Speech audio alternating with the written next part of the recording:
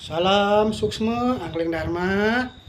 Selamat malam kepada semua para sinar, para abdi, para utusan, para pengiring, para pengayah, para pelayan, para kesatria, penyebar ajaran dharma, para kesatria, pembela, pelindung maupun penegak dharma dimanapun kalian berada.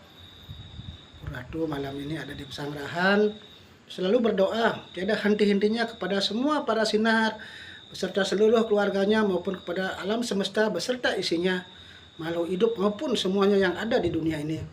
Semoga kalian semua selalu dalam lindungan Tuhan Yang Maha Esa, ya, dilancarkan rezekinya, diberikan kesehatan, sehat batin dan lahirnya, dan diberikan kemudahan dalam segala hal sesuai karma dan ketulusan kalian dalam hidup ini.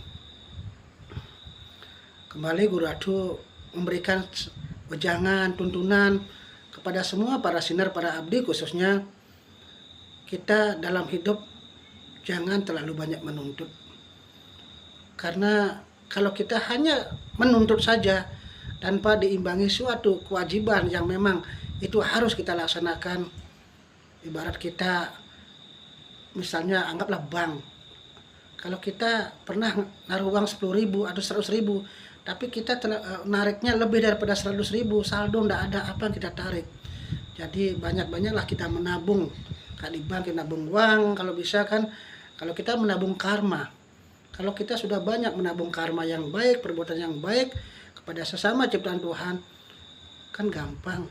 Saldonya itu kan bisa kita tarik, bisa kita ambil. Pengertiannya lah tentunya pahala yang tersisa itu banyak, kan Tuhan akan otomatis akan memberikan sisa-sisa hasil perbuatan yang baik, terutama jangan yang buruk. Untuk itu marilah belajar untuk meningkatkan kesadaran diri, ketulusan dan keyakinan, untuk berlomba-lomba untuk berkarma baik, berbuat kebaikan kepada siapapun, asal dasar hati tulus dan ada kata hati, ada karma kita masing-masing. Karena hidup ini tidak akan pernah berubah ke hal yang lebih baik, terutama kalau kita tidak ada suatu perubahan dari dalam jiwa kita dulu. Terutama pengertian dasar kita dalam hidup ini adalah bagaimana menyimbangkan antara hak dan kewajiban itu. Kita punya hak secara hukum ketuhanan, di sini kan bisa berdoa, meminta, memohon sesuatu apapun yang mungkin kita harapkan dari Tuhan, entah itu kesehatan, rezeki, panjang umur. Ya, artinya kita kalau ada masalah, semoga Tuhan memberikan jalan keluarnya, biar mendapatkan jodoh. Jika ada masalah, Tuhan biar memberikan jalan keluarnya. Itu namanya hak kita. Tapi ingat kewajiban kita sebagai ciptaan Tuhan, itu harus dijalankan. Bagaimana serada bakti kita, ketulusan bakti kita, bagaimana kita kepada sesama ciptaan Tuhan, kepada sama-sama kita adalah saudara setunggal urip. Saudara setunggal urip atau setunggal urip artinya kita berasal dari satu ciptaan, satu sumber, yaitu orang tua kita Tuhan. Jadi manakala kita dalam hidup, hukum-hukum dasar ketuhanan, hukum-hukum dasar etika kita di dalam berperilaku, terutama berperilaku maupun dalam berpikir dan berucap, itu kita tidak didasari suatu pengetahuan-pengetahuan dasar yang baik dan benar. Sulit tentunya hal-hal yang baik ke depannya kita bisa temu, yaitu dapatkan, entah itu kesehatan, rezeki, ketenangan, kebahagiaan, maupun hal-hal yang baik yang selalu kita harapkan, inginkan.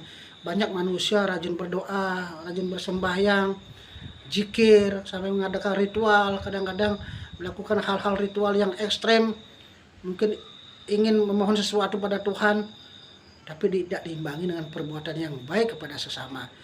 Untuk itu pengetahuan dasar kebenaran Tuhan, pengetahuan yang baik itu, dasar yang baik itu sejatinya akan membukakan jalan-jalan ke depannya lebih baik.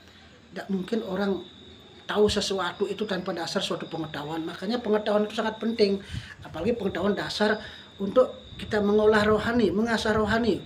Makanya bersihkanlah rohani kalian, sucikanlah rohani kalian, sucikanlah pikiran batin kalian. Rohani itu kan sama dengan jiwa, ya, pikiran kalian, sucikan. Cara menyucikan roh atau pikiran atau jiwa kita, satu, hanya kita banyak berdoa, banyak bersembahyang, banyak mendengarkan tutur-tutur kebenaran Tuhan, tutur-tutur yang membawa kita menjadi lebih dekat sama Tuhan. Kalau rohani kita sudah bersih, sudah suci, segala doa-doa kita di dunia ini akan lebih mudah untuk nyampe ke alam-alam para dewata, para betara, para betari, para dewata, para betari, dewati, dan juga kepada alam-alam luhur yang lebih tinggi, yaitu Sang Maha Tunggal. Hanya orang-orang jiwanya tulus, rohaninya bersih, suci, dan ikhlas, dan banyak berbuat kebaikan, itu yang bisa nyampe ke sana. Tapi kalau rohani kita kotor, penuh dengan ego, aku, sing uang tutur orang, kita merasa diri sudah orang kaya, orang sudah mampu, orang sudah sugih, sudah punya kekuatan, kedudukan tinggi, sudah jadi orang, merasa orang dekat sama Tuhan, bertaruh misalnya, suci.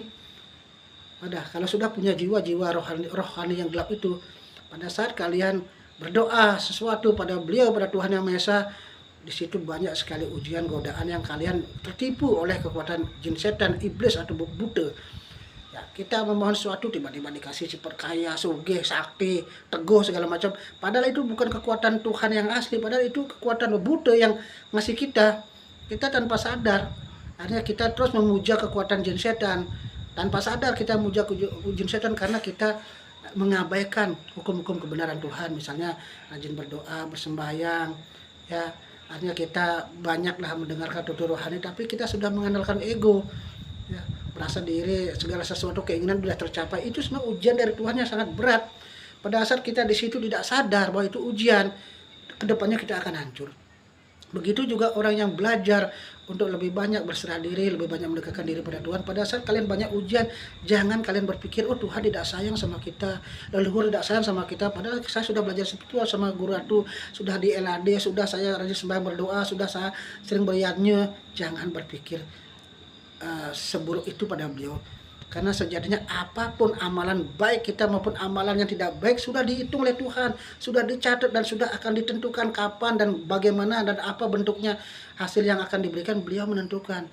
Semuanya itu semua adalah bentuk ujian dan juga cuci karma kita, kesempatan kita cuci karma. Selama kalian masih ada ketulusan belajar, kan kalian di situ ada jawaban segala persoalan yang diberikan oleh beliau. Kita sudah punya kunci jawaban karena sudah belajar. Oke, itu pesan dari Guru Ratu LAD. Hidup Jaya Merdeka Rahayu.